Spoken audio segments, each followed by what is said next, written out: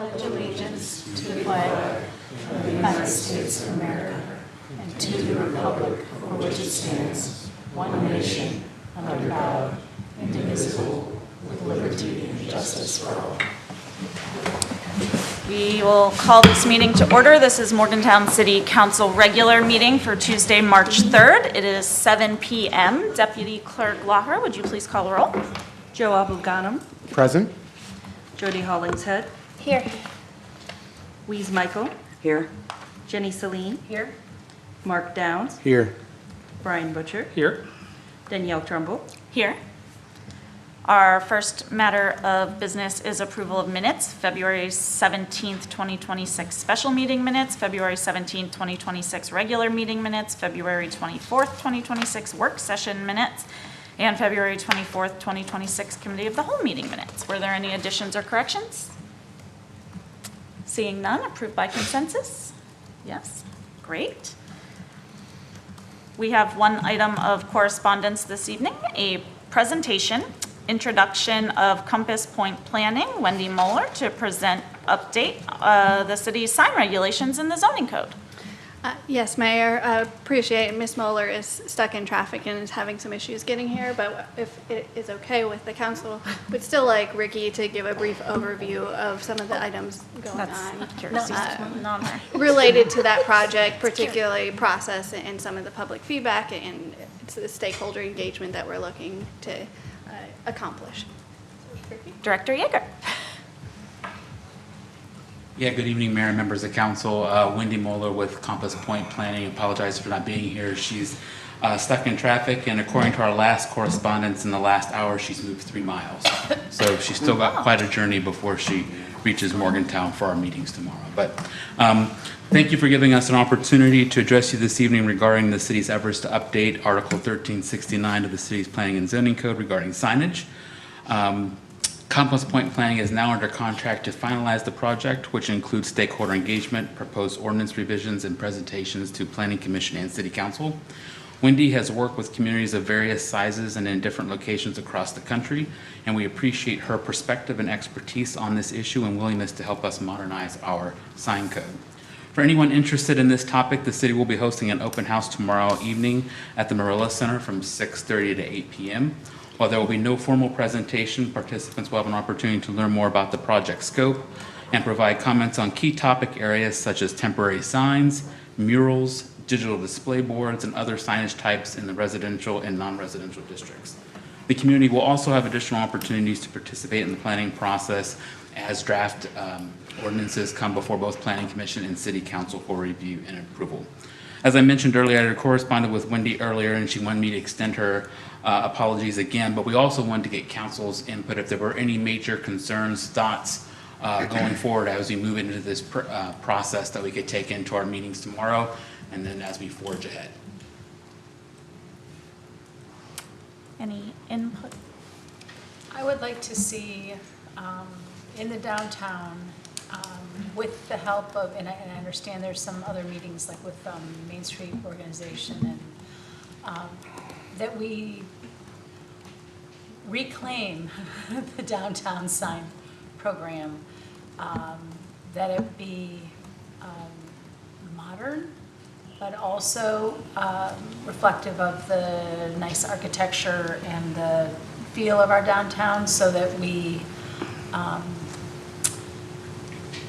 modernize it that little bit, but also pull it back in. So give it a good sense of place through the signage program.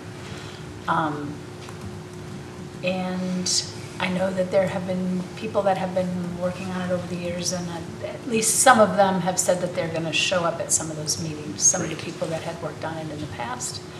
I'm not looking to go back to the past, but I'm looking to just have a look in the downtown. For sure. That is pleasing to the eye. I think part of the problem in the downtown is that sometimes, and other places around town, sometimes people put up signs that are more suited toward a place where you can see way into the distance. So more reflective of what you'd see off of a highway or off of a road where you're going a high rate of speed. But for for instance, going down High Street, going down some of our other streets, it's, 25 miles an hour or less, or it's 35 miles an hour, and we just don't need huge, large-scale signs. I think that they don't even help the people that think that they're helping them if they're way up high and people are driving and they're looking at a lower rate of speed and a lower spot.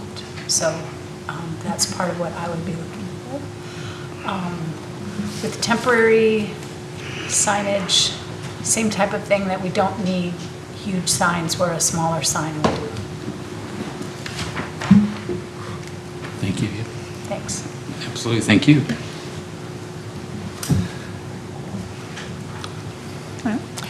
Looking forward to participating tomorrow. Great. Wait to see what they come up with. All right, thank you all very much, appreciate it. Thank you. Any other correspondence?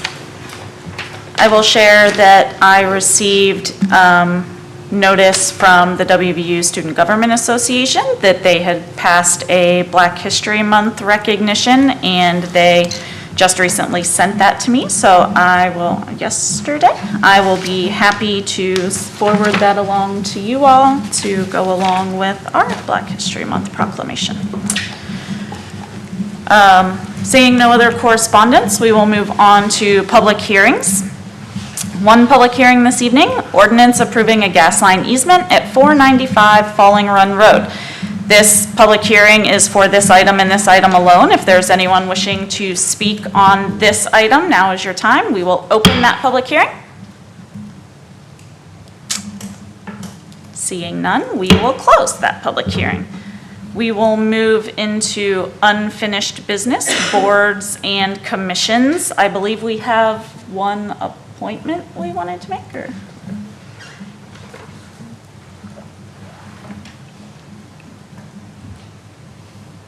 Maybe not. Does someone have that name available?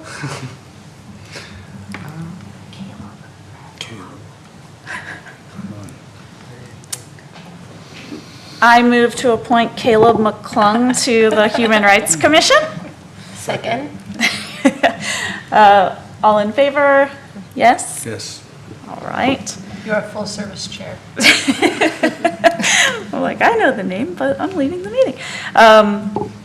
We will move into our public portion, subject to rules established by council, adopted by resolution. Generally, you would have 4 minutes to speak. Please approach the podium and state your name and address for the record. No comments of a personal nature. We will start with folks who have signed up, but if there is anyone wishing to speak after that, you will be given time to do so. The first person on the list is Anthony Antonini.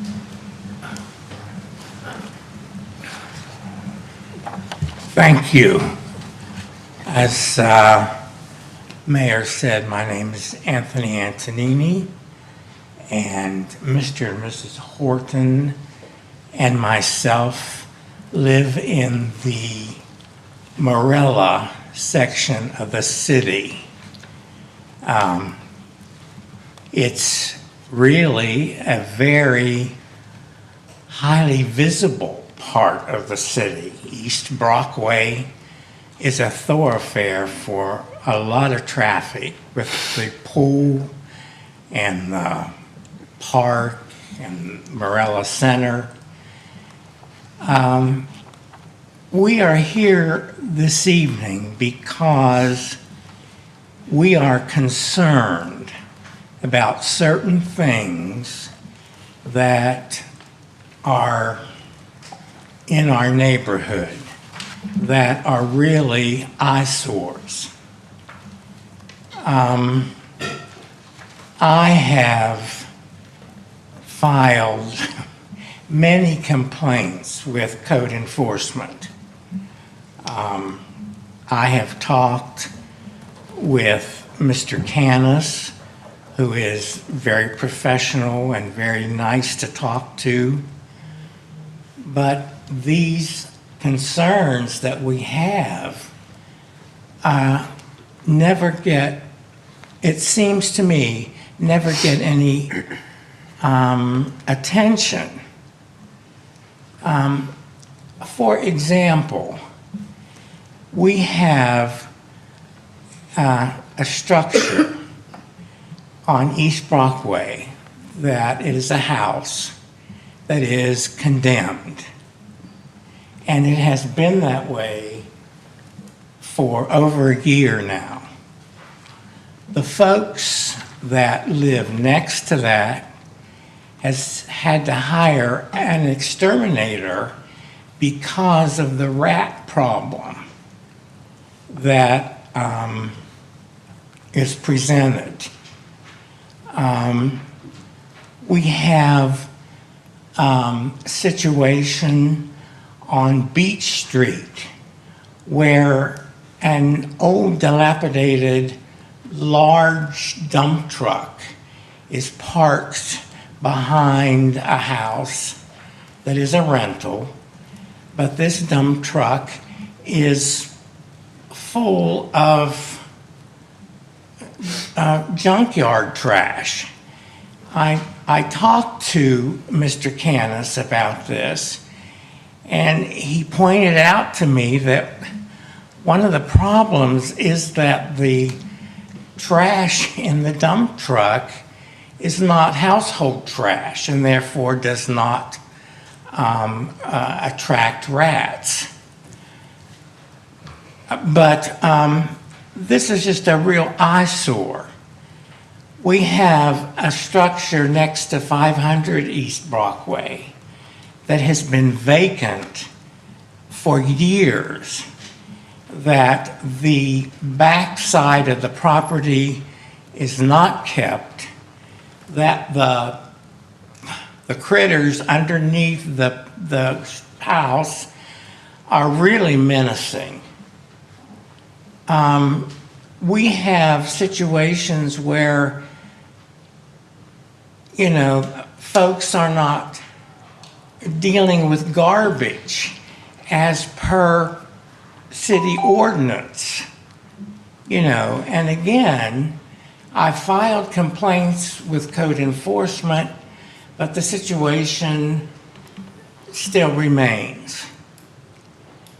You know, we're proud to be second ward folks. Mrs. Horton and I have been in that neighborhood for years. Mrs. Horton was raised there. And we take pride in our neighborhood, and we would like to see some of those situations at least looked into, and perhaps some communication given to us as to, you know, what the problems are. I realize, you know, that things just aren't always black and white, and there are, you know, rights that people have. But I just wish that we were given some information on some of these situations. And as I said, this is a highly visible part of Morgantown. I mean, traffic on East Brockway in the spring and summer is incredible, you know, with the pool and the park and everything else. So I thank you. I'm happy to follow up with code enforcement, and I believe that's 6th Ward. my ward. So be in touch Councilor with you. Downs and I will be in touch. Okay, well, thank you for your attention. Thank you. Thank you. The next person on the list this evening is Ethan Enterline.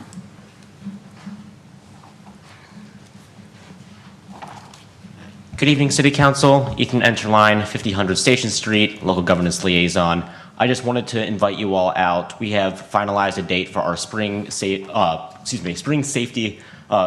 campus safety walk. We are going to be hosting it Thursday, March 26th at 6 p.m. This semester, we're going to be walking at the Sunnyside and Health Sciences campus. I'm still working on drawing out the exact boundaries of where we're going to be walking. But I think, especially with health sciences, we're going to try to look more into the stadium this year, among some other things that we've been working on. But we'd love to have you all out again. I know a few of you came out to the fall walk. We really appreciate you coming out then. So I'll send you all more information via email whenever I get it. But just wanted to let you all know ahead of time. That's all I got. Thank you. Thank you. Unfortunately, I think many of us will be traveling that day. Those were the only folks on the list to speak this evening. Is there anyone else wishing to address council? Good question. I want to speak to something on the consent agenda. Is that now or with the item? Now? No. Okay. Item B on the consent agenda, which is the revitalization of uses of old structures. I just wanted to speak to this a little bit. I I'm sorry, attended Tom, the- can you state your name and address for the? Yes, yeah, thank you. I'm sorry. I used to chair meetings and used to have to remind people to do that. I'm Tom Schamberger. I live at 812 Ridgeway Avenue in Morgantown. The appeal process is what I want to speak to, in that it's giving the planning office the discretion to do things. At the planning commission, they talked about the appeal process possibly be running through the Board of Zoning Appeals. I went to the meeting that night to make that suggestion. The item never got to a vote. It got tabled and there never got to be a public hearing. But a couple of the members of the planning commission had mentioned this is more in the wheelhouse of the Board of Zoning Appeals.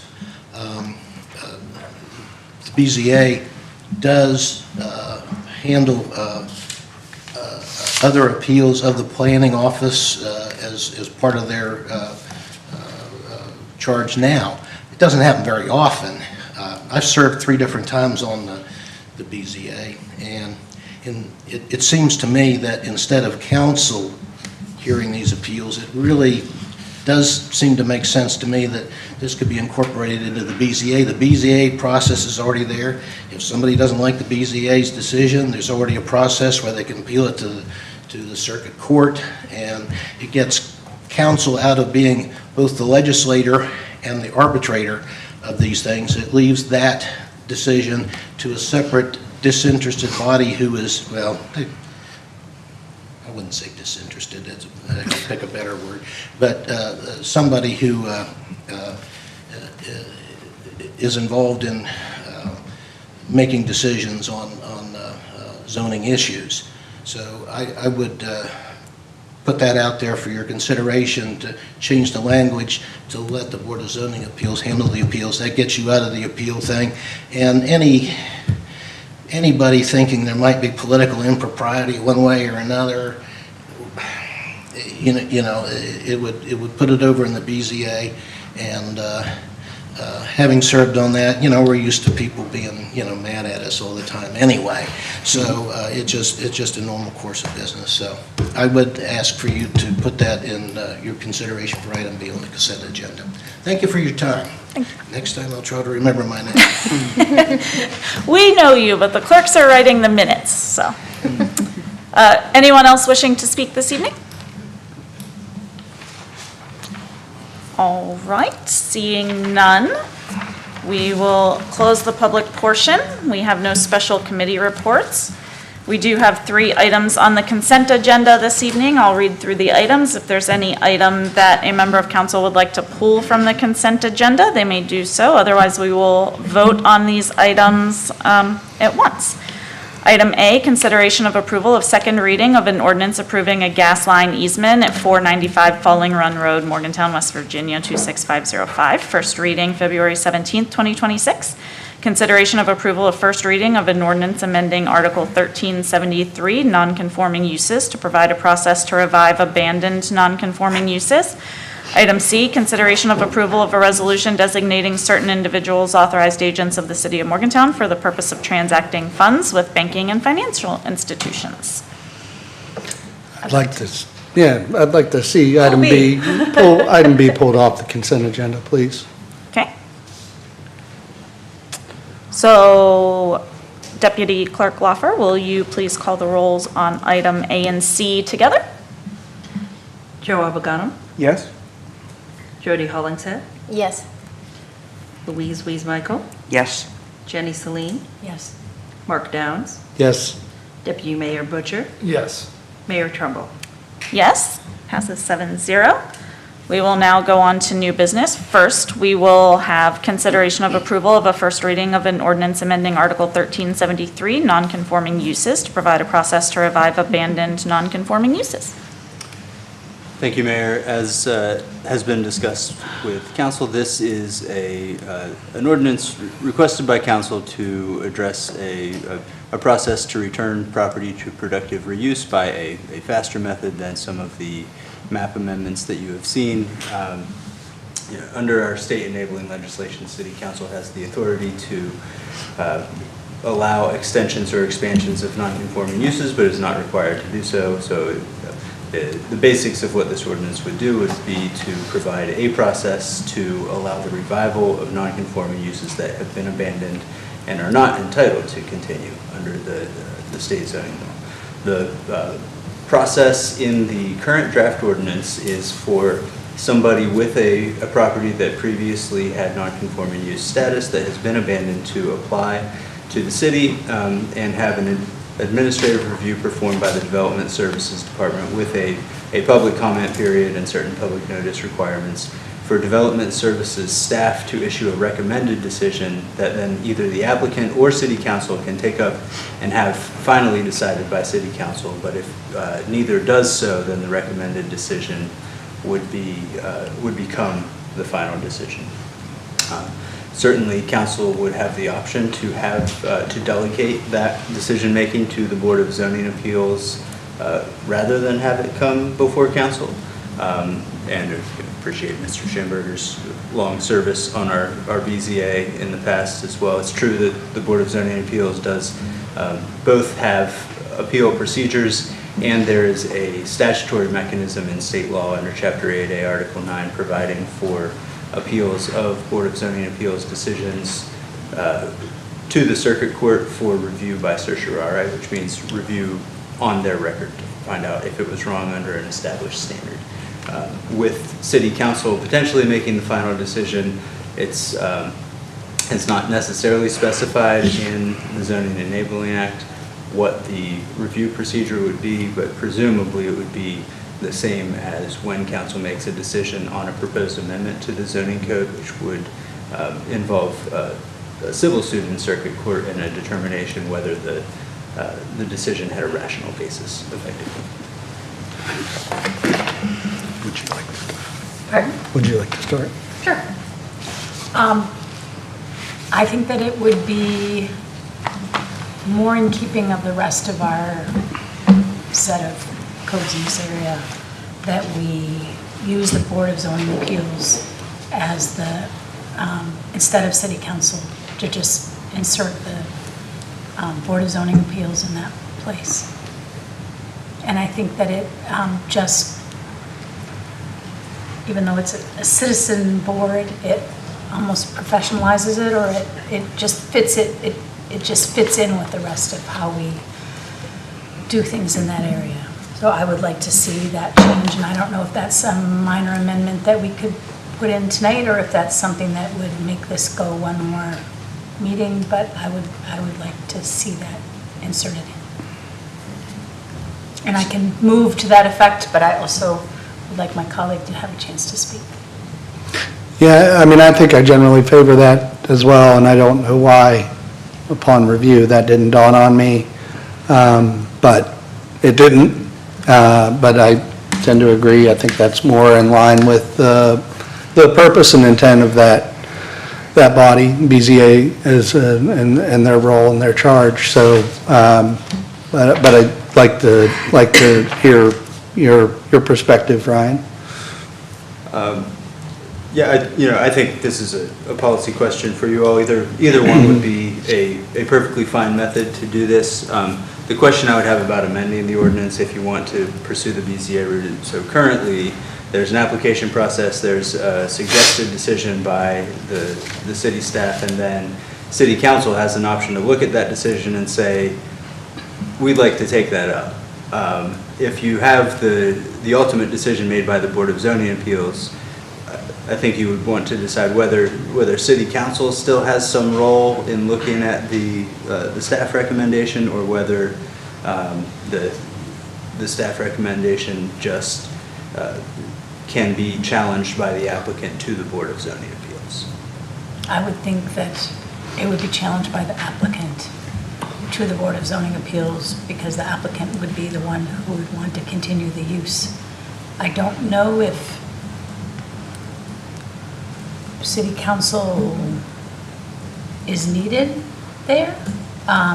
If somebody else here thinks that that's needed, I would be perfectly I happy to hear that. I do appreciate the opportunity for insight into, the appellant process and, zoning implications from a policy perspective. And I think that's a benefit for all councils to have, but beyond that, I think I would favor that appeal coming to BZA. If I could jump in, I agree. I think that especially because the hope is that we have professionals there that understand the processes, and council theoretically every 4 years, every other year could be flipped in half. So to have some consistency there and continuity, I think would be also beneficial to the long-term development.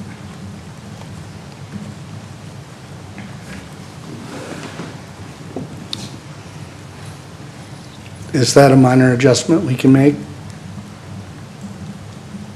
Yes, so, and this is on, it's on first reading before you tonight, and so any amendments can be considered. I can probably offer you a suggested amendment here in just a second, if that's the direction you'd like to go, but if other council members had comments on. Yeah, what does everyone else think? Would council still have the ability to appeal a decision if staff says, yeah, we'd really love that bar to continue, and we're like, I don't know, maybe not. In your view, is there an opportunity for council to disagree with a decision that was made by?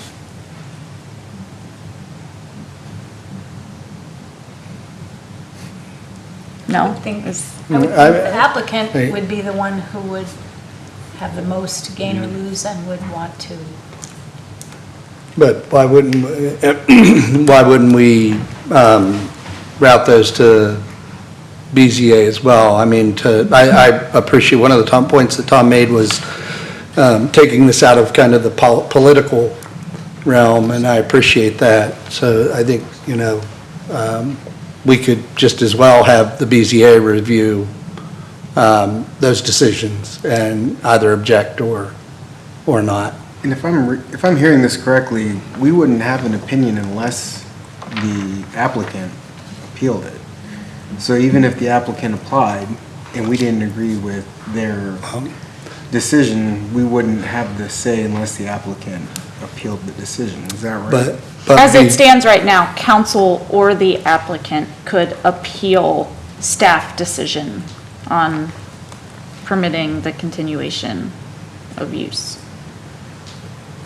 Why would we appeal if the applicant didn't want to? You kind of need a willing applicant.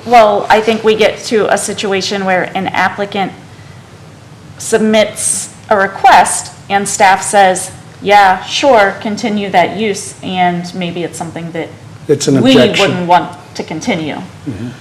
Then couldn't we come to the hearing in front of the Board of Zoning Appeals and speak our logic there?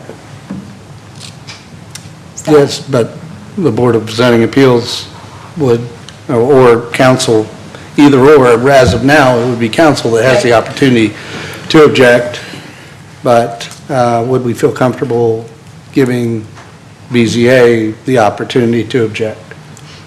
I think it would be better, that would put the onus on us to make staff aware of our goals as a council, because I think it would reflect poorly on us to single-handedly pick out people that we didn't want their businesses in our downtown, regardless of our opinions on more bars. Like, I think it'd be better suited for us to make sure staff is aware of our long-term goals. Because that could be, you know, in 2 years, if half this council is flipped, then whoever's sitting here could want to do the opposite of whatever it is we want, and then we end up in a pendulum, going one extreme to the other. It's best that we have the consistent people that are present, like our administration and the BZA, be the ones to make those long-term decisions, and to hear our opinions of what the community wants, and hopefully all of us are together in that decision process, unified.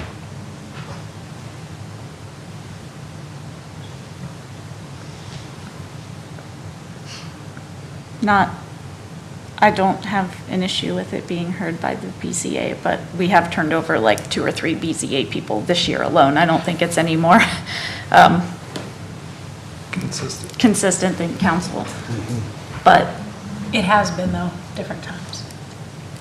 it certainly has the ability to be, but you've been Yes. here for 20 years. I have, but no one else here has, so we have turnover, which is good to have a little bit of both. You know, it can certainly be hard to do ordinance drafting on the fly. If council would like to move to continue this ordinance to its next meeting, we could prepare some options for you all to review to kind of get a little more space to think through those. No I harm in would, that. I would prefer that. That would be appreciated. Okay. If you would entertain a motion to continue this ordinance to your next meeting. Move that to would- continue. Second. Okay.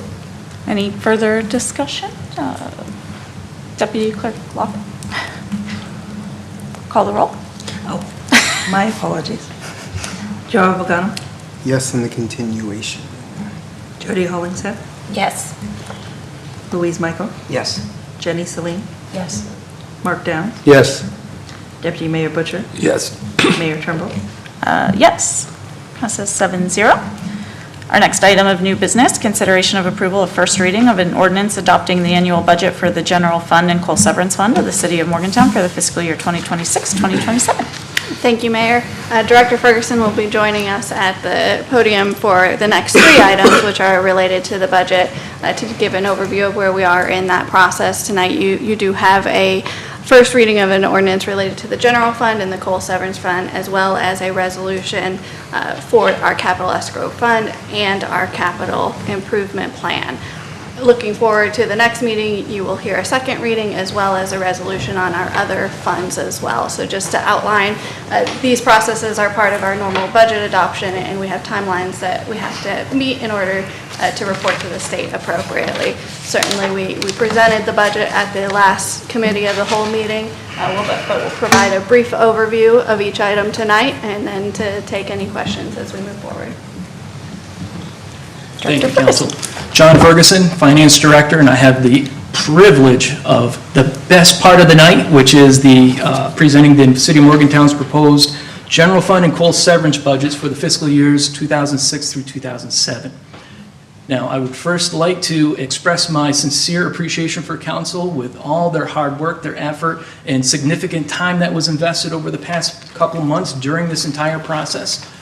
Through the small work groups, the detailed review sessions, and the collaborative discussions that you've had, that has had a significant impact in the budget that you have before you today. Brief discussion on the general fund. We want to first start off with the general fund revenues, and I'm going to break it out into the high-level accounts. If you want to, if you have any questions about the details, we can discuss on those. But on the high level, we have a total projected revenues for the general fund are $41,829,181. Now that consists of $28,266,750 in tax revenues. Our tax revenues include, but are not limited to, our real property taxes, our business and occupation tax, our hotel motel taxes, and also our municipal sales tax, that allocation for general fund. The next category for revenue we have is our licenses and permits, which represent $465,000. This revenue category includes business licenses, building permits, and other code enforcement permits. We have $165,000 in intergovernmental revenues, which this revenue category includes both our federal and state grants that are tagged towards our general fund operations. Next, we have $132,200 in interfund charges. This revenue includes our charges to other funds, such as the airport, the parking authority, and our TIF districts for their allocation of our administration costs. Next, we have $11,095,431 in charges for services. Now, this revenue category includes our inspection fees, our municipal service fees, our fire protection fees, and our refuse collection fees, or our garbage fees. The next revenue category we have is $290,000 in fines and forfeitures. This revenue category includes our fines and forfeitures, which are collected by our municipal court. The next category is $414,800 in miscellaneous revenues. Now, miscellaneous, this is the, if you want to think of it, the catch-all, if you will. This category includes rents, reimbursements, interest income, and other miscellaneous items that are not classified in any other area. And then finally, we have our our projected prior year fund balance carryover, which is $1 million, significantly less than last year. Any questions on our overall major revenues for general fund? Okay. Expenditures for general fund.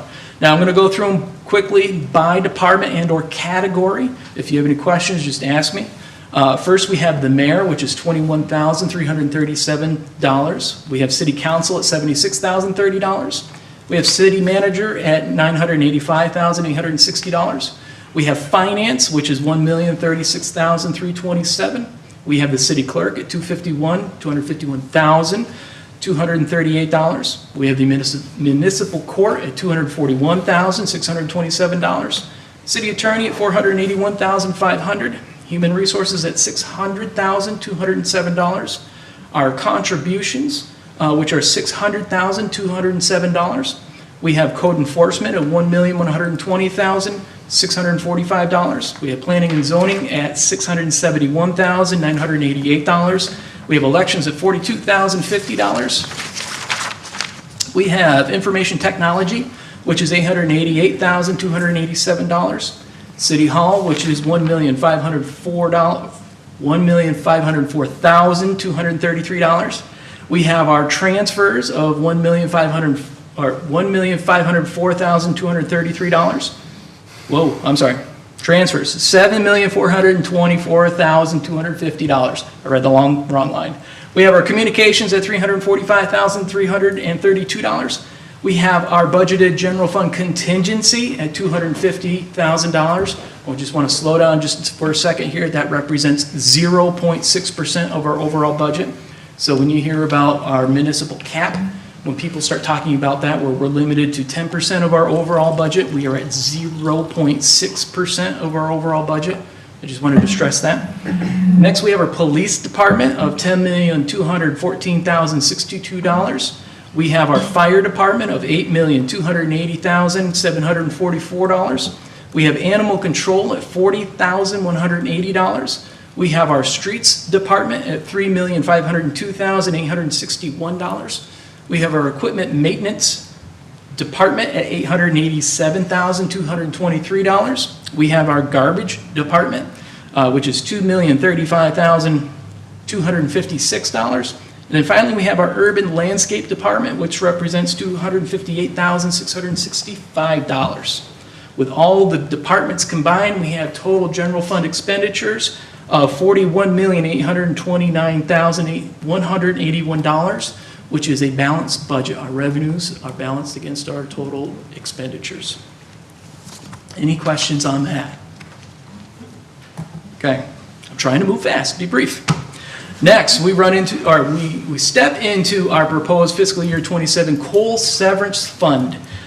For coal severance fund, not a whole lot that happens in here. We have total projected revenues of $100,000. That's how much we are projecting for our coal severance tax that gets allocated to us directly from the state. That gets sent to us. We don't reach out to them. And we have budgeted that 100% to support our Ballpark not our Ballpark department, to Ballpark, for their expenditures related to recreational infrastructure and community programming. Any questions on the coal severance fund? Excellent. Any questions overall on the first reading of the ordinance? Mayor, if I could just, and thank you, I certainly wanted to recognize and appreciate the hard work that the staff put into the budget as well as the support and the direction that we received from council. If I may just reemphasize 2 items based on some questions that I've received lately. Want to make sure to restate that we do anticipate a change between the first and second reading. That's something that we see occur every year as we get our tax estimates in. So you will see that change occur between your first and second reading. So that is something that we, as a look ahead, that you can expect. The other item that I want to just spend a little bit more time talking briefly about is related to the concept of the frozen positions that are in the budget. Certainly, at our last meeting, we discussed some of the budget challenges that we're facing this year, and one of the strategies that we were using to navigate that is through the use of frozen positions. Wanted to reiterate that none of the frozen positions identified in the budget are currently staffed positions. They're all vacant positions. And this is not a universal across the board freeze of all positions for the city. Certainly we want to take the opportunity to review any position as they become vacant. We look at them closely and talk about can that be filled? Does it need to be filled in another way, or does it need to be frozen? So one of the things I also want to make sure to call out based on some dialogue is, as we are looking for the police department specifically, this is aligning our current staffing levels with our budget, as well as leaving some room for them to fill some additional officers. So they will be able to, as we move through the recruitment process, to continue that process as it goes along. And as we get closer to that filled position, we will have some additional dialogue, but it does leave them currently some positions to fill.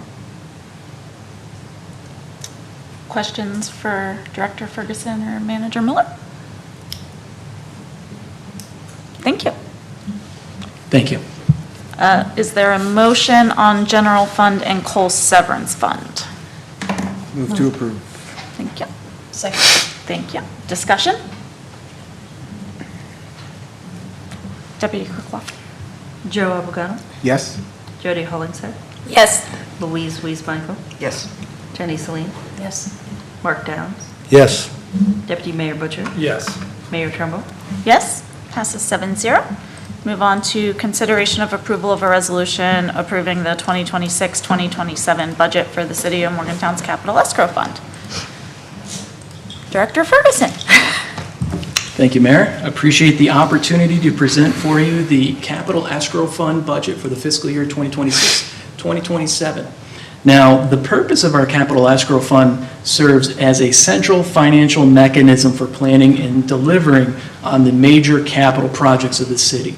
By setting aside resources annually, the city ensures that multi-year commitments such as facility upgrades, equipment replacement cycles, and major infrastructure initiatives can be funded without creating pressure on operating budgets and/or future tax burdens. So, instead of rating this, what it really comes down to, when you take a look at our Capital Escrow Fund, now this really serves 2 purposes. Our Capital Escrow Fund allows the city to be setting aside chunks of money every year to help fund major purchases, major capital purchases. And I'm going to use that as an example. Let's say, for example, we're going to be, the fire department needs to be purchasing a new ladder truck in the next 10 years, just as an example. This allows us to fund that purchase year after year after year, so that when we get to replace that ladder truck, we don't have to go out and seek financing. We have already committed those funds on a yearly basis so that we can afford to do it when it's due. The other is when we talk about multi-year projects. This allows us to fund multi-year projects where we're not just talking about a single budget year, but we have planned these projects accordingly so that we know what funding is needed when over that time period. Does that make sense to everybody? Perfect. So with that, again, this approach aligns with our projected timelines, prioritizes our investments based on our readiness and impact, and provides predictable phase funding for large-scale purchases. Our proposed fiscal year 2027 revenues and expenditures are as follows. Our Capital Escrow Fund, we are projecting $7,037,018. Now, these resources are derived from the following funding sources. Number one, we have $1.8 million in municipal service fee revenues, which are dedicated to our police and streets capital budget. We have $1.6 million in business and occupation major construction tax revenue. We have $2.7 million for the capital escrow funds allocation of the municipal sales tax. Remember, they are allocated 25% per ordinance. We have $250,000 in investment earnings. That's the investment earnings that we are earning on our funds, which are sitting idle as we are funding for these major purchases. And then finally, we have $745,000 in anticipated prior year carryover. That total combined revenue, we have again, $7,037,018. That then goes to help fund our total capital escrow fund expenditures. I'm going to be brief and just tell you by fund by department or category. First, we have our city attorney, which is $145,000. We have engineering, which is $94,732. We have our agency allocations, which are $528,993. We have our code enforcement at $151,000. We have planning and zoning at $30,200. We have information technology, which is $149,664. We have our city hall at $36,000. We have communications at $7,500. We have our transfers for debt service, which are $1,153,179. Again, this is our debt service related to our capital, so that's why it is in our capital projects fund. We have our contingency budget, which is $250,000. We have our police department capital budget at $581,750. We have our fire department's capital budget at $909,000. That total combined, again, we have our streets and public works, which is $1,690,000. We have our airport at $881,000. We have arts and culture and/or the Met at $59,000. We have urban landscaping at $20,000, and then we have the Hazel Ruby McQueen Park at $350,000. Our total combined expenditures are, again, $7,037,018, which fully align in our balance with our total projected annual revenues for the fund. Any questions there? Do you have anything that you would like to add on this one? No, Mayor, thank you. Questions for Director Ferguson? Good job. It was A brief. lot of work. Yes, ma'am. You compliment us on our work. Our work is minimal compared to what you all do, so It was group appreciate effort. it. And we're not asking questions at this time because we've been going over this for a while. Yes, ma'am. Thank you. Thank you. Most of it should go to our city manager and assistant city manager. Group I just want to recognize them. Thank They did everybody. most of it. All of you. Move to approve. Second. Thank you. Discussion. So, in this portion of the budget, we have allotted $240,000 for the lease of the police training center. I discussed in our last meeting how our police training budget is still ballooned. We're still paying for this. I don't believe that the continued use of this facility is in line with any of our goals. I don't think it's meeting the objectives that we've had for it. So I would move to amend this current portion of the budget to remove all expenses related to the police training center. I oppose that. Have you talked to the chief and them? Yeah, I mean, we had a meeting with them, but What's the alternative? the alternative There's only, what, is 3 months left to the end of the budget? we moved back to our previous. What training about the other cycle. agencies? So, We have other agencies. We have the 2 federal agencies using our facility. We're doing a lot of city stuff. We just did a CPR class.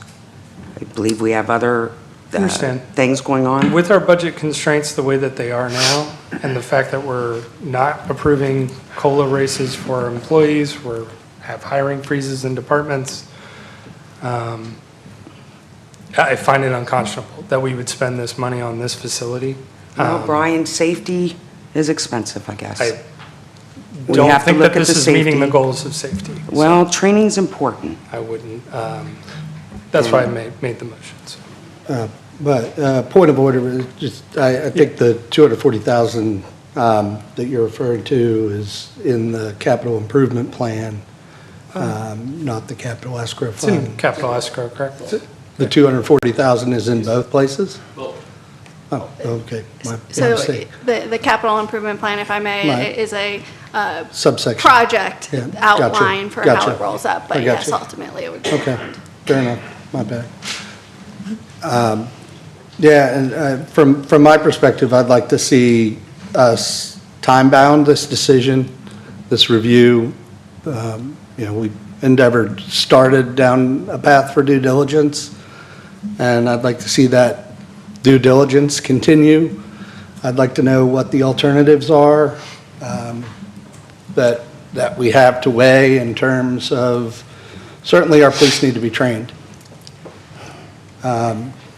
We made a commitment to Yeah. them. The previous council made a commitment to them with this training center, and I think we need to honor it. And, taking away this, I feel like it's going to be a morale issue as well. We made a commitment to our police department, and we need to honor it. Sure, but we also have to be good stewards of our taxpayer dollars. I understand. And to Brian's point, we have to, we've got roads to maintain, we've got a city, just a broad set of city services that need to be up to the level that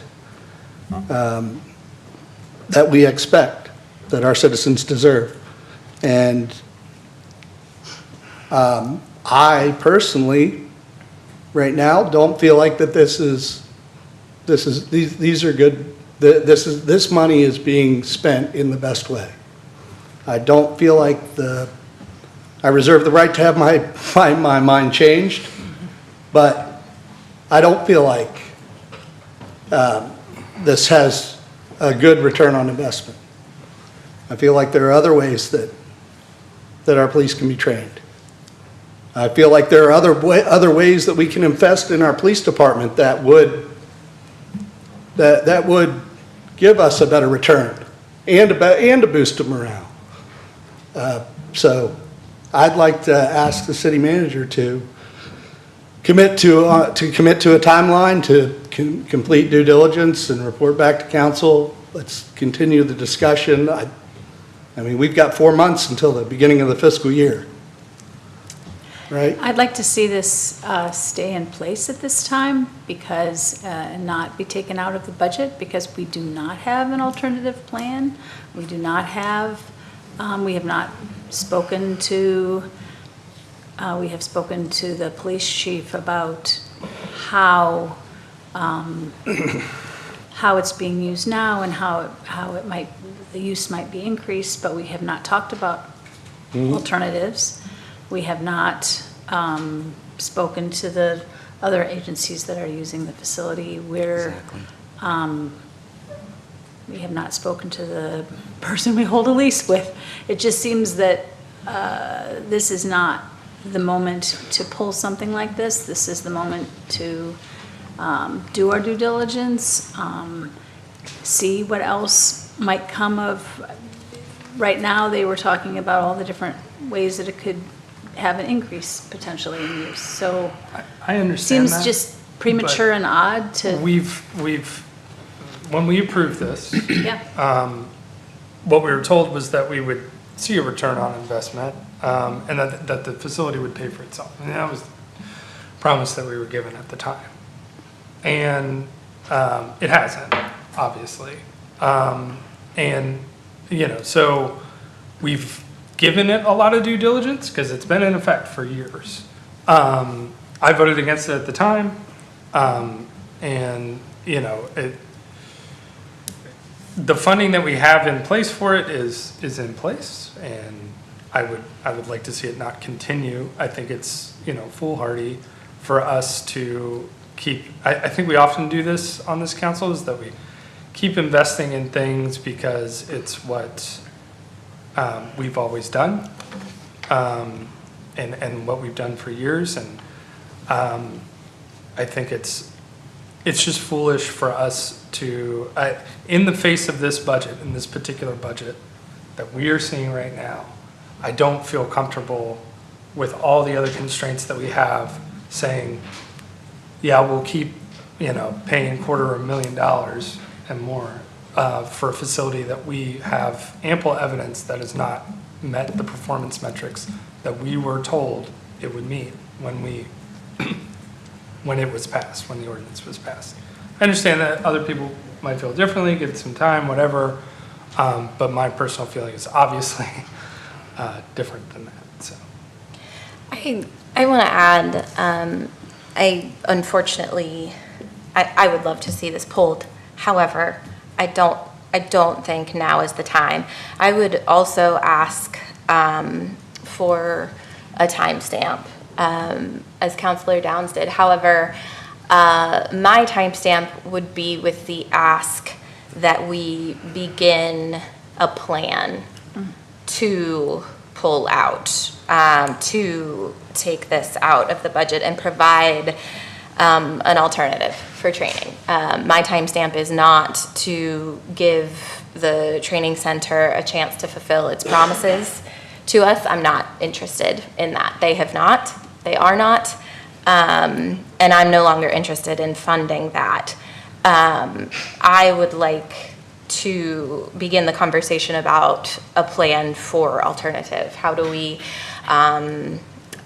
communicate with the agencies who are utilizing the facility? Where will the police train? I want to answer those questions. I'm not personally asking, how can we make the police training facility work?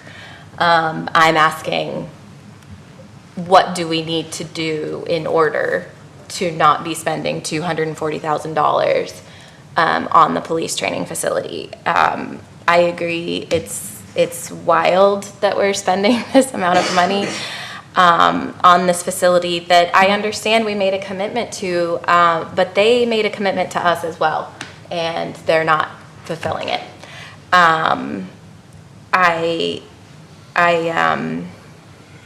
We need to make a plan, and I would like to see those conversations roll out in the next 2 to 3 months. I don't think there's anything that's been said that I've disagreed with. Along with Brian, I find this an incredibly frustrating situation to be in right now. I've, with you, voted against this at the time. I raised a lot of questions. We had a lot of discussion.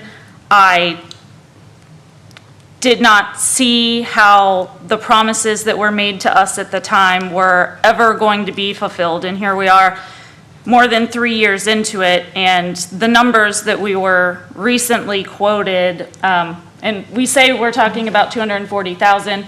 We know it's more like 360,000 a year with staffing and supplies measured in, and to say that, it's brought us back, $12,000 a year, or maybe saved us $10,000 a year in or maybe $10,000 total in training. It is certainly not meeting the promises that were made to us. However, I also agree with Councilor Michael that this was a commitment that was made, however foolishly at the time, in my personal opinion, but simply just shutting it off without an exit strategy. So I am with Jody and Mark here too. I think that now is the time. We've had one conversation with the police chief. I have certainly not talked to any of the force themselves, any of the officers. I have been intending to go back and watch those meetings from 2022 when we were discussing this to see exactly what those making sure that my memory is correct and what we were told and promised at the time. But I mean, 3 years in, if we are still so far underwater on this, and $500,000 that we paid up front that we will never get back, let alone the $350,000 every year that we've been putting into it. I agree with Councilor Hollingshead that I think now's the time to start looking for an exit strategy, but that's going to involve a lot of planning. I don't think it's going to happen by July 1st. We need to make sure that we are doing this thoughtfully and carefully and making sure that we're not in breach of any contract, that we are not going against anything that we have promised our officers, making sure that they have alternatives and a plan for that, making sure that we are not voiding any membership agreements that we have signed with other agencies or other user groups. So pulling it out of this budget right now, I would be a no on that, but certainly open to a budget amendment a couple of months down the road. Go ahead, Jenny, or Jenny. I would say, so at the time I voted for it. When I voted for it, I thought it was very expensive. I agree with that. I think that our police department and the partners that they have pulled in have been doing a good job of utilizing the facility. I think that as a city, we have also utilized the facility. I don't think it has been fully utilized. I don't think that the money generated from partners also paying in something to use the facility, I don't think that that has fulfilled the promises or the discussion at the time. But I do feel as though it has been a success in that we have had some good trainings there. We've had some good partnerships made. I think it's a useful facility. I think it's just too expensive. So if we are in a time of transition, then we are, and we should consider doing that, but not without a really good plan. And I would say that might take 6 months to a year to figure out how to unravel this. So that's, I think 2 months is too little. Maybe you can make a plan in that time, but I think we should be careful and strategic so that we can continue the progress that's being made toward having a good training program. One person's point of view. I see us next year doing this again. Yeah. We do not have to do this again. Well, I see, all I say can- is that, like, we've been in these positions before where we've had those, like, and we kick the can, and then we say next year, well, we'll get that plan together, and 4 months is plenty of We'll get that time. plan 4 together, months is and then we'll plenty get of that time plan. to get this plan together. For a If we plan- can't, for a plan, if we 4 can't, months if we, is fine, if we, just if we not 2 can't, months. if we can't get a plan together in 4 months, then I'm a no. I'm a no on this. Because I think that's just absolute, to Brian's point, enough money has been wasted on this this endeavor, and enough's enough. We've got to draw the line somewhere. 4 months for a plan is fine. Yeah. I just think we need an exit strategy that's appropriate to the I agree, effort I that's gone totally, into I making totally this agree, into but a I good think 4 program. months is enough time to do that. And I think we need to, I think we need to set a timetable and live up to it. 4 months for the development of a plan with a start date to enact the plan is what I would like to see. I want to get really specific about the timelines for this and for the discussion. The expectations, yeah. Yeah. And I don't think that the intention, as far as the police department goes, I don't think that the intention ever was for it to be a self-sustaining facility. I think that there was intention to have partners and have a stronger money coming in. But I think that there has been a significant amount of effort made here, and I think we should recognize that. while we're working toward our budget issues. Yeah, certainly. Well, I don't have a second, so. I was like, we had a motion and a second to approve the capital escrow fund. There was no second on the motion to amend. So it fails for lack of a second at this point? There was no second on the motion to amend. Is there further discussion on approval of the motions to approve the capital escrow fund? I know I had brought up to city manager in our budget meetings, and we had talked about some of the outside agencies, and I had to take some notes here. And when we met with Catholic Charities a couple years ago, in the original funding request, they had talked to us about they'd be self-sufficient in 3 years. And I was just curious, you know, do we have an update on that? You know, as well as maybe get some updated stats on, or who's helping, like, are we the only people helping fund this? Are they applying for grants maybe with the First Foundation? You know, or are other cities or counties chipping in as well? Because, you know, this is a very important, we have to have this shelter, it's important. But I'm not sure we could continue to be the only ones funding it. So we need help. And that was my question, are they sending us any kind of, you know, requests, showing us any requests for applying for grants, or any other cities or counties helping them? This, I will say, this is the third year of It is. funding, and Yep. we knew that it was a 3-year commitment. I know that City Manager Miller has had conversations with them on their budget recently. Did any of that come up? Those items are items for discussion. This budget, it does contain, previous years, the obligation was $125,000. It is reduced in this proposed budget down to $100,000. And then we certainly can ask them to provide some additional material and bring a presentation forward to say similar items. How many grants have they secured? Right. Who are they serving? What does that look like? We can get some additional information on that. Yeah. I feel like the First Foundation is a really good place for them to get some funding. And do we have any updates, also any updates on statistics of how things are going with placements and jobs? We can request some Okay. updated statistics. Appreciate that, thank I you. can certainly invite Mark Phillips or Mindy Thorne, Yeah, the that'd new be shelter great. director, to come and give a presentation at a future meeting. if Yeah, you'd that like. would be great. And anecdotally, Counselor Hollingshead and I met recently with the coalition, and, you know, without specific statistics, I think they've seen some very, very good outcomes in terms of public health as a result of the West Run shelter.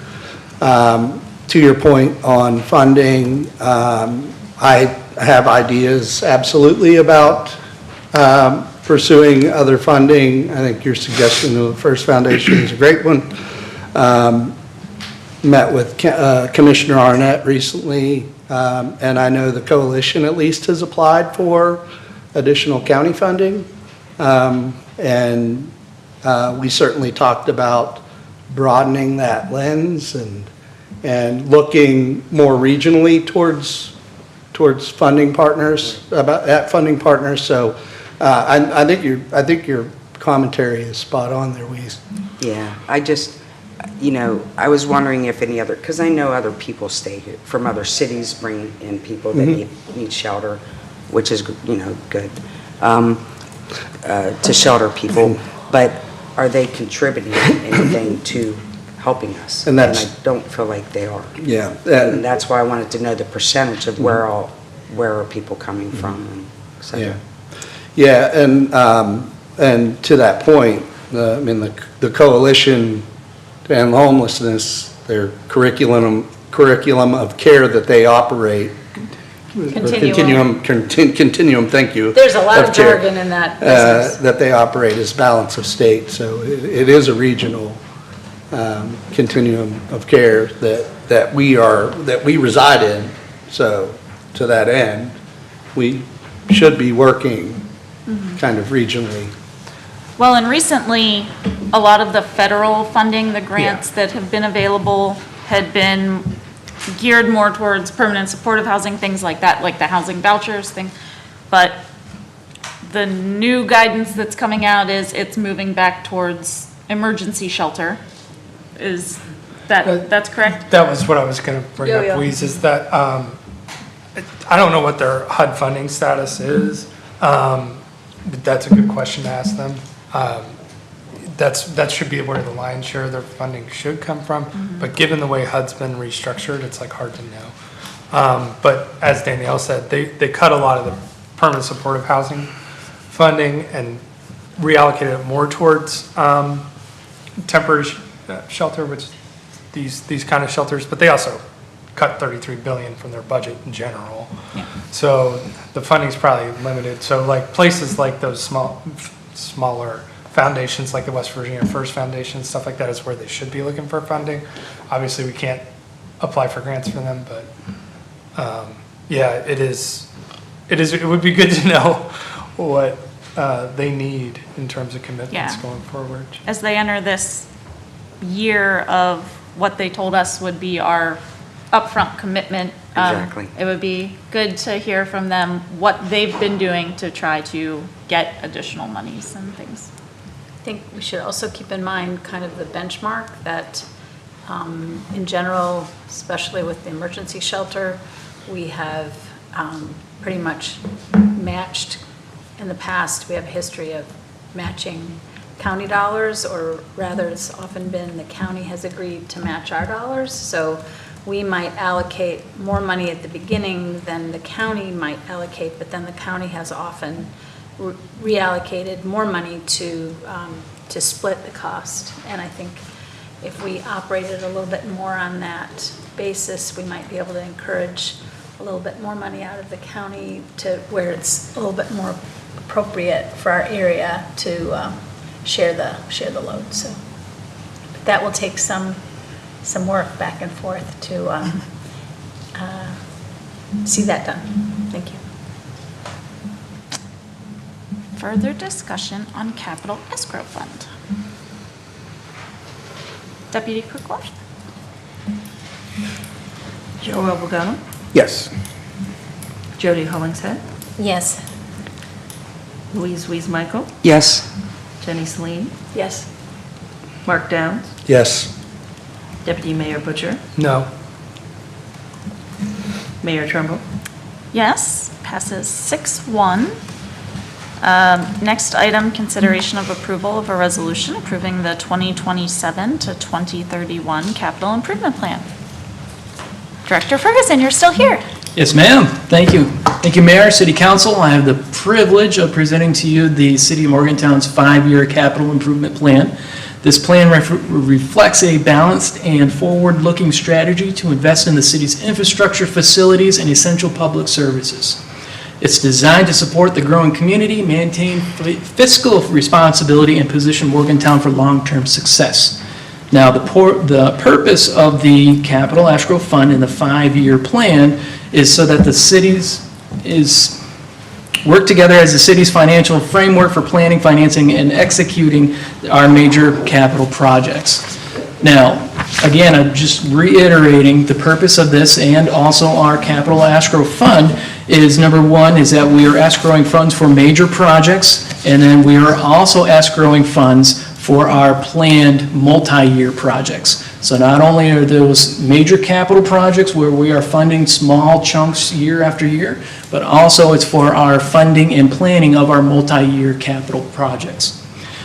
With that, our key objectives in our 5-year capital investment plan include, number one, our infrastructure enhancements. Those are major commitments include our streets, right-of-way, and sidewalk improvements.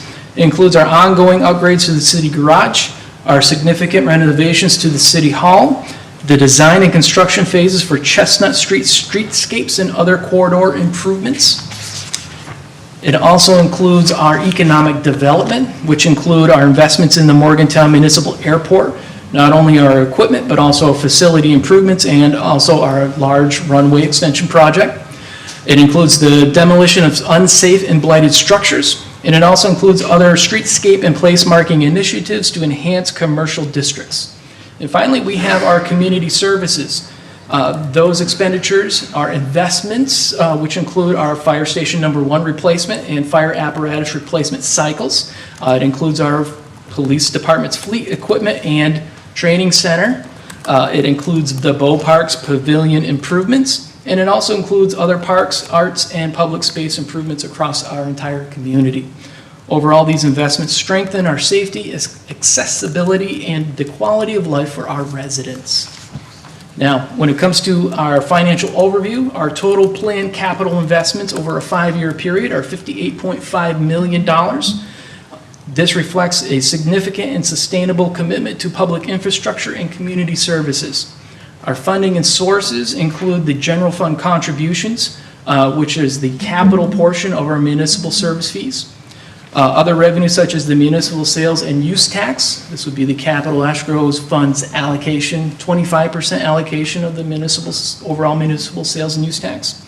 We have our business and occupation tax for our major construction projects. And then finally we have, and I'm going to emphasize this, the potential, not guaranteed, but the potential long-term debt financing. City administration will be evaluating the potential issuance of a new multi-facility bond to support the priority capital projects. It's important to note, and I have it highlighted, it's important to note that this option is in the early stages of exploration and will require additional analysis, due diligence, and planning before anything is brought to council with any sort of consideration when it comes to additional long-term financing. Does that make sense to everybody? Okay, it's not guaranteed. We are in the very early stages of exploring this option. Now, the combination of these sources strengthens the city's ability to advance major projects while also maintaining a disciplined and balanced financial posture. Now, when it comes to our economic development, this includes our investments in the Morgantown Municipal Airport. Actually, I've already read that. My apologies. I'm so used to having things printed off on one side.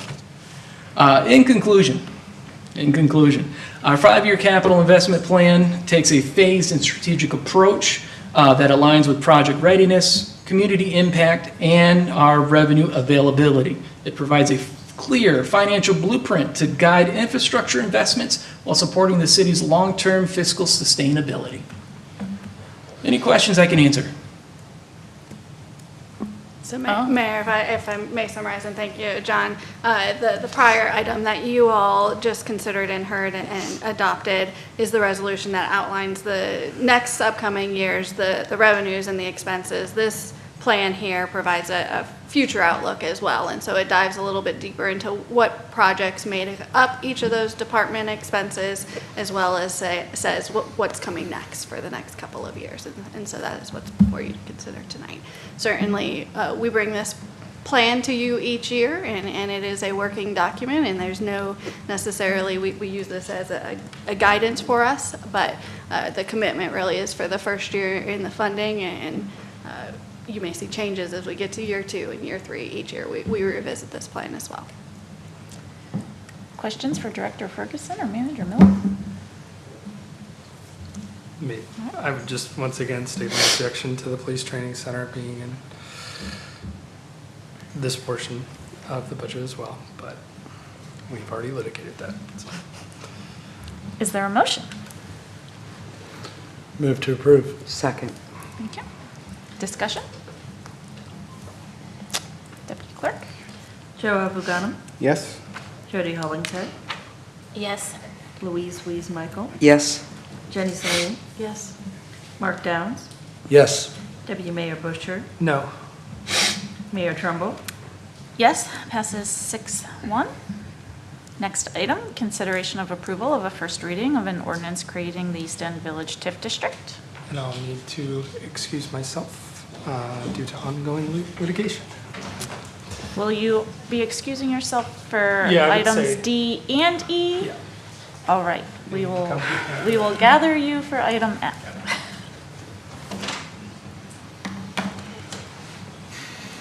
Thank you, Mayor. Council, this ordinance would establish a new TIF district for the city, the East End Village TIF District, as proposed by the applicant, the Montague County Development Authority.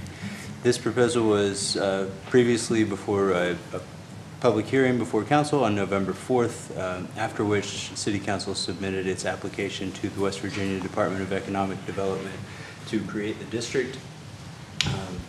Based on the process established by the TIF Act, the department has to approve that application before a city can create a new TIF district. That approval has now been received, and so the City Council has the option to establish this district by ordinance.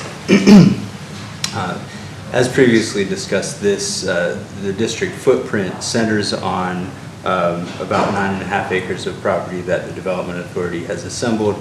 It in total includes 73 contiguous acres. Some portion of that footprint is within the existing Spruce Willie Brockway TIF district previously established by the city in 2014. So that district will need to be terminated before this district can be created. That's your next item of business on the council agenda. What this ordinance would do is establish the new district effective July 1. That gives the city time to wind down the existing district, spend down the funds, or return those funds to the levying bodies, and also coordinates the establishment date of the new district with the beginning of the tax year, which will be easier for some accounting purposes. Creating the district does not obligate the city to issue any debt, and it does not establish any development agreement or confer other rights on the Development Authority as a developer. Each of those would need to be approved by a separate action of council, and commonly, when bonds are issued in a district, that is the time when a development agreement, if one is pursued, is also presented to City Council. So those are not before council tonight. The city and the Development Authority do continue to work on those and to work on priority items for City Council on what should go into those development agreements. But the city undertakes no obligation to do those things tonight. You would just be creating the district, and as of the creation date, the increment would be generated. Any money generated could be spent for any purpose in the project plan, unless it is in the future obligated by some bond financing or other for development. We have with us tonight Carrie Cecil of FBT Givens, bond counsel for the project, who could discuss any questions council might have. But beyond those, we ask that council move to approve this ordinance and move it to second reading. Are there any questions for Attorney Simonton or Ms. Cecil? And we're in no way committing, obligating, or promising funds to anyone. The city will maintain control of everything until additional action would be taken by this body. That's correct. I think it's valuable to restate, and certainly Attorney Simonton did, but there is value that this isn't issuing debt, similar to when we've discussed this in the previous meetings. There's many steps that go along with this entire process, and there's many opportunities that it will come back to council. And to just restate this does not issue any debt. This does not obligate. We will have an opportunity to continue to discuss some of the items that have been brought forward as far as community benefit desires and items that we'd like to see in those projects. And so that is not what this ordinance does tonight, is commit us to any of those items. It also is a next step It is a toward next step. having development in an area that we would like to see development in. That is correct. So we may want to help guide that development process, but also this expresses our interest in having development in this area and providing the mechanism for funding it. Correct. Is there a motion? Move to approve? Second? Discussion? As Councilor Slee just said, this is this is an important tool for us to make available for development to proceed in this area for us to see success in the investment that we've made thus far, to give the development authority the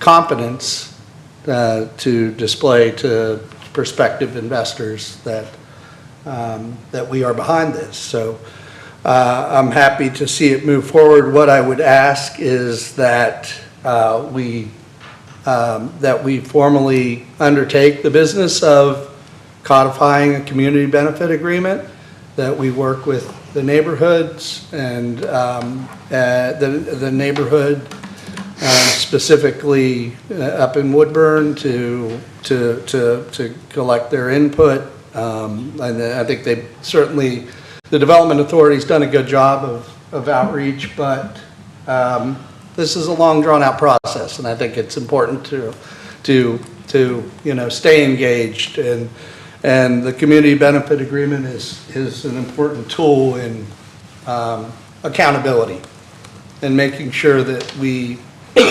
deliver and on what the community wants, quite frankly. So I'd like to see that formalized. If we can see to that, please. Yeah, I agree. We've asked for some items from the Development Authority, and I've yet to see any of those.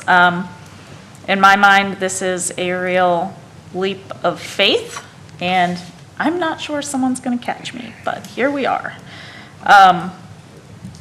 So I would certainly like to stay on them and make sure that those things are in place and developed before we even consider obligating, committing, or promising any funds to any entity. Further discussion? I'm still going to reiterate that we'd like to see the area developed. I would Just to keep I would that love to see something focus happen in there. mind. However we shape the landscape, great, but I think it's been a long time coming, and I appreciate everyone's work, and I appreciate everyone's consideration in making sure that things are correct for the neighborhood and the area, and we really would like to see this developed and developed well, and look forward to it. Joe Avogano, Yes? Jody Hollingshead, Yes. Louise Michael, Yes. Jenny Celine, Yes. Mark Downs, Yes. Mayor Trumbull, Yes, passes 601 with Deputy Mayor Butcher abstaining. Next item, consideration of approval of first reading of an ordinance terminating the Spruce Lily Brockway TIP district. Thank you, Mayor. This is the companion ordinance that would terminate the existing district, which is necessary to accomplish establishment of the new district we just discussed. The termination date would be effective June 30, the day before the new district is established. As of that date, all of the increment funds in that existing district will need to be either expended on projects permitted by the project plan or returned to the various levying bodies who otherwise would have received those tax revenues. And the city is currently working on a plan for expenditure of the existing increment funds to further purposes of that district's project plan. There was never any debt issued for this district, so there's no other prerequisites to termination. And would ask that council approve this ordinance in parallel with the other ordinance creating the new district. Questions for Attorney Simonton? Move to approve. Second. Thank you. Discussion? I guess, I just want to make sure that we're on a path to take advantage of those increment funds that are available to us to, you know, enhance the neighborhood, enhance the public realm, and you know, I think that it's a show, certainly a show of good faith to the community. I've certainly been pushing hard on behalf of Woodburn. Are there any updates on projects on which we would be expending those funds? The primary project that we're focused on right now is related to the Richwood Wall, and staff has been meeting with vendors that would be appropriate for use in that. So that it is already in process as we're moving along on the expenditure of the funds. Once we have those quotes back and timeframes for that, we will continue to analyze additional projects that, if there is additional funds, may be appropriate for coverage. We certainly have some lists of projects related to slips or sidewalks or other items. There's a number of items in that area that we believe would be of benefit that we will move along to make sure those funds are spent. Can you describe the location of the primary project? Or can you ask our attorney or another staff member to describe with particularity where this is so that people in the audience can know this? Councilor Celine, I'd love to. So as you were leaving downtown and driving up Richwood, after you go through the loop and Whitmore Park is kind of over the hill on your right, and you just pass the Richwood Grill, there is a series of old kind of trolley car garages that have had, they essentially had a wall put up in front of them, an old cinder block wall that were just really kind of filling in that void, and they had old, I'm going to call them wooden roofs on them at one point. But it would be addressing that is the primary location that we are looking to address. And as soon as we kind of finalize a vendor and how we think that we are going to do the design, we will be reaching out to those adjacent property owners to work with them. Thank you. Hopefully that helps kind of direct you to which wall along. Yeah, I may need to just get an address and get a point on a map and go drive it. It's right past the Welcome to Woodburn sign on Richwood. On the right or the left? If you're going the uphill side. Uphill side. So it'll be on your left. Interesting, okay. I only had to pick up cinder blocks off the sidewalk, put them in my trunk, and bring them to City Hall one time before. Well, I've helped put campaign signs up all along there, so there we go. Thank you. Any further discussion on terminating the Spruce Willie Brockway TIF district? Deputy Clerk. Joe Ambogano, Yes. Jody Hollingshead, Yes. Louise Michael, Yes. Jenny Celine, Yes. Mark Downs, Yes. Mayor Trumbull. Yes, passes 601. Would you grab Deputy Mayor Butcher?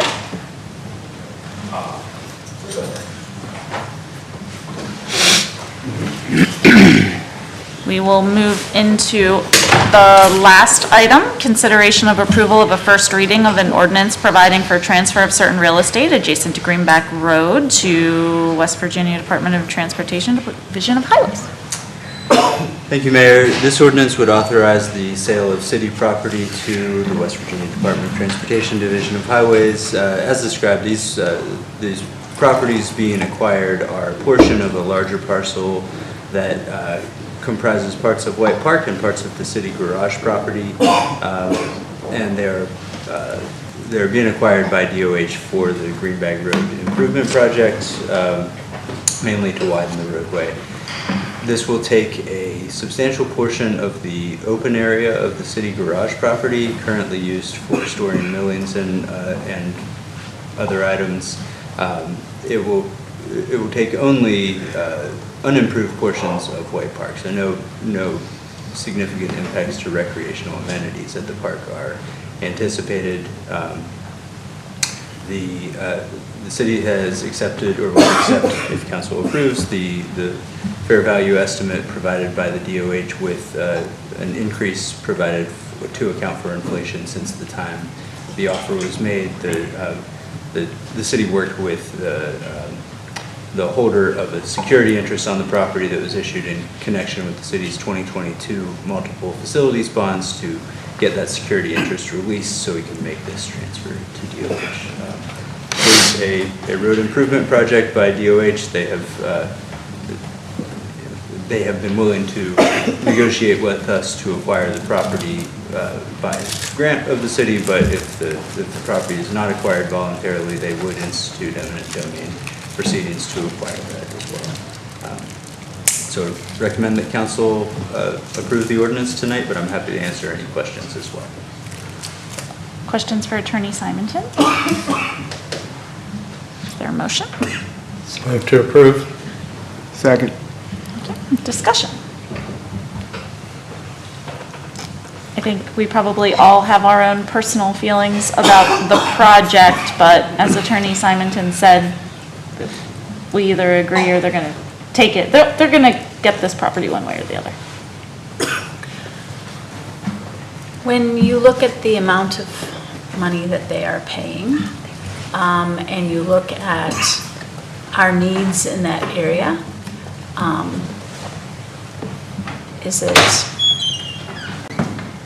is the amount of money enough to purchase a similar amount of property in the area? Councilor, I mean, I think that's a difficult analysis to I undertake. think impossible, but I just... The offer was evaluated by the city engineer and director of public works, particularly with respect to the impacts on the garage, and determined to be a fair offer for the property taken. At this time, due to some of the budget constraints and limitations, I would not recommend that we directly allocate these funds to a specific identified project. There is a project related to the next phase of the garage remediation and paving that we did not fund in this upcoming budget year with the acknowledgement that we understood some of this money may be coming in and could help cover that. But any additional funds, I would recommend that it goes to a contingency while we continue to analyze our future needs. And I do remember you saying that, and I agree with that. I just want to make sure that that when we really think about it, that it's a fair evaluation. So I appreciate that analysis. Thank you. Joe Abogano? Yes. Jody Hollingshead? Yes. Louise Michael? Louise Michael? Yes. Sorry. Jenny Celine? Yes. Mark Downs? Yes. Deputy Mayor Butcher? Yes. Mayor Trumbull? Yes, passes 7-0. City Manager's report. Yes, thank you, Mayor. Just a couple of items tonight. One of the things as we head towards the end of winter and the beginning of the spring that we always look forward to is the opening of the asphalt plants. We do not have a date right now for when they are open, but wanted to briefly talk a little bit about once that plant does open, we will have crews out addressing potholes. I think it's also important to note when we receive, and when we often do receive, a number of complaints or concerns related to potholes that are on streets that are not maintained by the city, are maintained by the state. We do ensure to pass those along to the DOH so that we're continuing to communicate and advocate on behalf of our residents for some of those concerns as well. And we will continue to have that dialogue with the DOH anytime we hear those complaints. So certainly we recognize if residents, we are the closest thing for them to communicate those concerns. We won't let them stop at our desk. We will continue to pass them along to the appropriate agency. Looking forward to Thursday, we do have the state West Virginia Main Street program as a whole coming in and talking with our Main Street program. So looking forward to engaging in some dialogue with the state program and making sure our Main Street program is as strong as possible. Just as a brief reminder, our council meeting schedules are slightly off kilter this month based on the NLC visit. So our next meeting will be 3/24, followed by a meeting on 3/31. So we are a little bit off cycle just for everybody's purposes there. And then do look forward to discussions related to the airport and our March 26th visit to discuss the legislation. That completes my report tonight. Thank you. Report from clerk. The fire written entry-level testing took place on February 26th at 6 p.m. at the police training center. 16 of 17 candidates who passed the agility exam attended the written exam, 9 passed. There will be a fire lieutenant promotional exam on March 13th at the Public Safety Training Center at 6 p.m. We have police entry-level testing candidate testing coming up on April 24th, and that's it. Thank you. City Attorney. Thank you, Mayor. I will provide council some optional amendments to the ordinance on nonconformities and revival of abandoned uses so that you can consider those ahead of your next meeting and look at options to involve the BZA in that process. Also, will provide some planned updates to the council meeting procedures, which should integrate your discussion on moving to a work session and public input session to consider topics. And that is all I have. Thank you. Councilor Abugana? I drove by White Park, and because the weather was finally nice, I saw people utilizing the bridge, because after it was finished, it got really cold. So it was nice to see everybody out and hiking over the weekend. Additionally, we do have our neighborhood meeting coming up. I thought I would have enough time to find the exact date. I did not. So I will definitely have that before our next meeting, and that will conclude my report this evening. Thank you. Councilor Michael? I didn't have a whole lot to talk about today, but I did want to reiterate my support for for opposing the Morrow project. And I know this is more of a county thing, but if it's okay with council, I'd like to send another email or a letter to them, just letting them know that we support them, their decision to oppose it as well on the Morrow project. And that's all I have for today. I would support that. Huh? I would support that. Thank you. Thank you, Mayor. I am looking forward to attending the Sign Code event tomorrow. Last week, I attended a fundraiser for the organization that is campaigning to get the school excess levy passed. I just want to thank the community members who are rallying around that cause. It was a great event, and if you'd like to get involved, write some postcards. It doesn't take long to throw 20 postcards in the mailbox. You can follow them on social media. It's the Community for Mon County Schools, and you can get more information there. Councilor Downs and I participated in the pit count last week. It was my first time. If you don't know, the pit count is a point-in-time count where volunteers go out into the community and try to get some real numbers on people experiencing homelessness in order to receive funding for resources to help those folks out. Mayor Trumbull and I attended a visioning session with the Mon County Health Department that I found to be really interesting and productive. It was a great group of people from all arms of the community coming together to try and figure out what it is the health department could really focus on in the future, in addition to all the wonderful things they're already offering. So I was privileged to be a part of that. I wanted to thank Mr. Antonini and his neighbors for coming and advocating for your neighborhood. That's exactly what this forum is for, and I appreciate you all coming to advocate for your neighbors. And I know when Councilor Downs says and Mayor Trumbull say they'll follow up, they will. So thank you for coming. Mr. Schamberger as well, thank you for your insight and your wisdom.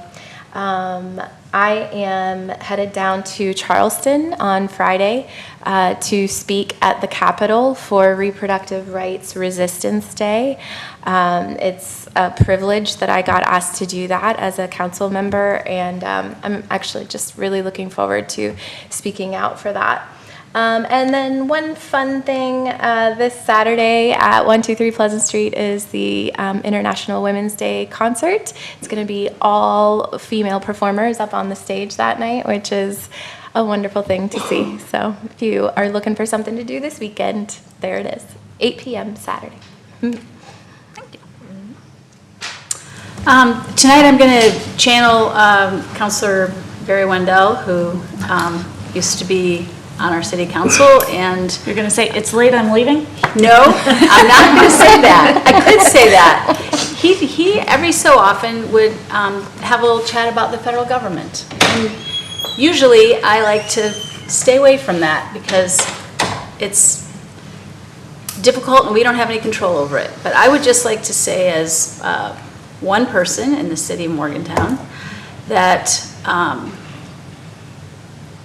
the federal government and the things that have happened with the federal government lately that have to do with following the rules, following the Constitution, behaving professionally, as a nonpartisan member of a public body, I would like the federal government to stay within the rules. I'd like the federal government to follow the rules. I would like the federal government to behave professionally. Our children are watching, other countries are watching, and some of the things that we see that are uneven and confusing and illegal and problematic are really wearing on public bodies like this that work hard to stay within the rules and behave professionally and debate with each other even when we don't agree. And so I'm just making my statement because it is frustrating and gives government a bad name. So, thank you. Let's see, Greenmont Neighborhood Association met on the 23rd. Primarily, we talked about our neighborhood Morgantown Mosaic application and formation of a zoning overlay subcommittee, which would look at authorizing some business use in Greenmont. There already is a lot of business use in Greenmont, but it is conditionally approved. So, as I say, this would bring Madeline Marie's out of the shadows and allow them to operate in full compliance with zoning. South Hills meets on the 18th of March. Look forward to that. I know a lot of invitations went out to staff, so appreciate staff coming to meet with South Hills. Some highlights of that agenda are again, their Morgantown Mosaic application. You know, is here a theme. Please remind your neighborhoods to get their Morgantown Mosaic applications in. Karen Lane is a particular road in South Hills that has been deteriorating over about 20 years since it was annexed into the city. It let's say wasn't built with what we would consider the standards of engineering for today. But nevertheless, it is a city road and it's been in deterioration for a long time. And those neighbors of ours up there are quite frustrated and dealing with a lot of problems because of it. I appreciate City Manager Miller and Director Davis for accompanying me to meet with those residents up there. We are looking for supplemental grant funding. It's quite expensive to fix that road with, I think, 16 houses on it. 17 houses. Seven houses, sorry. So anyway, that is going to be on the agenda for South Hills as well as their spring potluck. Look forward to the work session coming up for Attorney Simonton. I do have some thoughts I'll pass along on kind of that structure and framework for the work session, and with the specific focus on fiscal stability, I think, right? So look forward to that. Quite timely. MUB MUB held a recognition celebration for Barbara Parsons. And I just wanted to publicly thank Barbara for her longstanding dedication to service to our community.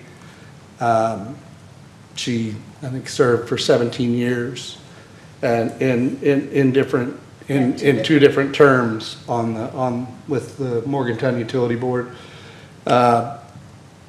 Also, Morgantown Utility Board related, the long-term control plan, we got an update from MUB on that.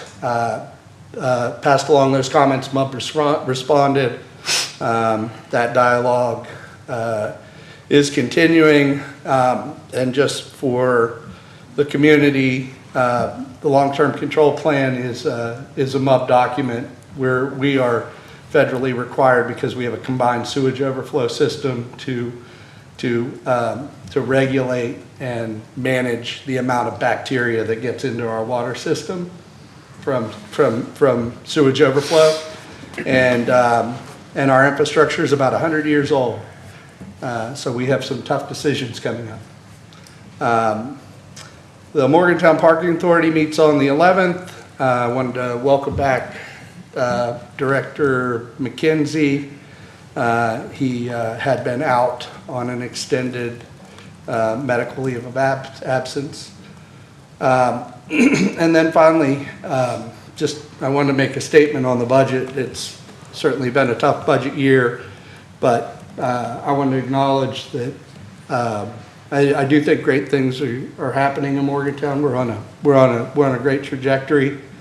I think we're setting ourselves up for growth, and not rushing into new commitments, but going in with eyes wide open and focusing on building partnerships and strengthening our capacity. I think, and that I think is really meaningful when we look at opportunities to partner with the state, the county, WVU, MUB, and our neighboring municipalities, because we're just frankly better together. We're stronger together. And I'm hopeful for the future because of that teamwork. At the end of the day, when we're all rowing in the same direction, we're going to get further faster. That's it. Thanks. And I don't want to belabor the point too much, but yeah, I think, I think it's unfortunate that we carry kind of the burden of this police training center forward. I understand people's concerns, but if we're trying to prioritize budgets, there's agency requests that we didn't make in this capital escrow budget. We didn't take on any new agencies this year for funding from some agencies that really need it. And we're spending well over $250,000 on a facility that we know is not meeting its intended use. So I just want to again highlight that. And yeah, I can't in good conscience vote for a budget that has, something that we know is just not meeting its intended use. There's a bill in the legislature on a committee and Senate committee of government org tomorrow morning that is directly related to us. It's a municipal ID bill that stops us from using the municipal ID in voting, which was never the intended use of our municipal ID. It was much more broad. Or things we wanted to do with it. I don't think, frankly, any of us really cared if people used it for voting or not. So I've personally sent an email to the members of that committee and urged its passing so we don't run afoul of any kind of state laws. It's fine with me. And so I encourage other members of council to do the same so that we don't have any issues with our municipal ID program. And the last thing I wanted to mention was just that get your Morgantown Mosaic applications in, as Mark said. And that'll conclude my report. Thank you. Louise isn't here, but when we passed our Marl resolution, I did, as requested, send that to the state. I sent it to the governor and to the PSC. I would be happy, on behalf of council, to have a copy of that resolution and the letter sent to the county commission, also stating, here's what we did, and we're supportive of your efforts, if that is what folks would like to be done. I can work with the clerk's office to make sure that that happens. To the folks who came to speak about their neighborhood around Marilla Park, certainly happy to work with Councilor Downs on that. And Mr. Cantus's director was behind you as you were speaking, and I saw him frantically making notes. So Mark and I can certainly get in touch with Ricky, Director Yeager, this week and see if there's any of those items that we can make a little movement on for you. I know how incredibly frustrating it is. We've dealt with a few problematic properties in Woodburn as well. Just mark things off as we go. That one too. We attended Empty Bowls over the weekend, my family and I. I saw at least Councilor Hollingshead and a few of our state elected officials there. That's always one of our favorite events of the year, and happy to support the cause of addressing food insecurity in our community. I'm not sure if I've ever mentioned it during a council meeting. Forgive me if I have, but I had several months ago joined the Mayor's Alliance to End Childhood Hunger. Certainly something that I work on with my NLC committee as well.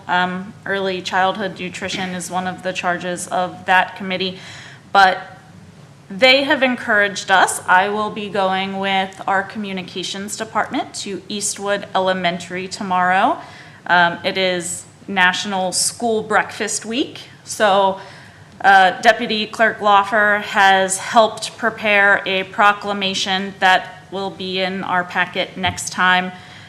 We are going to go and present the proclamation and have school breakfast with some students, as that's an important part of their academic day. So I look forward to that. I'm told I'll be able to sit in the cafeteria with some kindergartners. Last week, our communications department and I visited Trinity Christian School. I received an invitation from a second grade class that had interest in government. They have had some judges come in and different elected folks, so they invited the mayor to come, and Jordan and I went and it answered some very interesting questions. Some of them were very engaging. Some of them were like, how many friends do you have and how much do you get paid? So it was definitely an interesting time. I attended they call it Friday finale, like an awards ceremony for the last Friday of the month with them. It's very loud in that auditorium. The health department meetings, I have attended a few of those now. The first was kind of a report on the community needs assessment that they had completed a few months ago. And this one that Councilor Hollingshead and I attended was some concrete steps that we can take to address some of the priorities that came out of that community health needs assessment. So look forward to continuing collaboration with that group. Food insecurity also being one of the things that they are choosing to focus on in the coming months. This Friday is First Friday for the Arts in downtown Morgantown. So Friday evening from 6 to 9 p.m. there will be 6 or 8 locations throughout downtown that feature artists and musicians and vendors of different types. It's always a very interesting and diverse evening, so certainly look that up. It's hosted by the Arts Council of Greater Morgantown. I returned today. I attended Morgantown Area Partnership Day at the Legislature. We had a reception with some of our elected officials last evening after I attended a few committee meetings during the day. And then today we met with the Department of Transportation. We met with some of our House of Delegates members. We met with the Secretary of Tourism. And we met with the state treasurer's the state treasurer, not only his office, but Mr. Pack himself. They had continued meetings through the afternoon, but I had to come early to get here in time for council this evening. So I look forward to hearing about the economic development meetings that happened. I think the most interesting thing I learned was from the Department of Transportation. A ton of salt and a ton of asphalt cost roughly the same. So we were tasked with deciding which we would like to prioritize, paving or snow removal. So it's just it was an interesting factoid that I found. Both. Right. Sorry. And they were saying, there was, one of their staff members was definitely saying, like, it's a better use of our dollars to patch and pave than to remove snow. And we're like, but then people can't They get to happen work. different times of So, the year. Certainly everyone's dealing with difficult budgets, I understand that. Look forward to attending the NLC conference in Washington, D.C. before we meet again. As city manager said, our next meeting will be delayed by a week. We won't meet again here for 3 weeks, as several of us will be attending that conference in Washington, D.C., and it'll be the first one that I attend while on the board and chair of my committee, so wish me luck because it's very intimidating. I don't believe we have a need for the executive session this evening unless anyone has any, no. So just a motion to adjourn. Move to adjourn? Thank you. Second? Thanks. 9:01.